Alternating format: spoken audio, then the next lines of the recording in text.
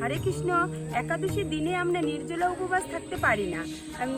পঞ্চদানাশস্য বাদ দিয়ে আমরা কিছু অনুকল্প প্রসাদ গ্রহণ করে থাকি। পঞ্চদানাশস্যগুলি হলো ধান থেকে তৈরি যে কোনো খাবার, তারপরে গম থেকে তৈরি যে কোনো, যেমন ধরুন সুজি, আটা এবং ডাল জাতীয় যে কোনো খাবার, সর্ষে, ভুট্টা, এই সমস্ত খাবারগুলো একাদশীর দিনে কোনোভাবেই খাওয়া যাবে না।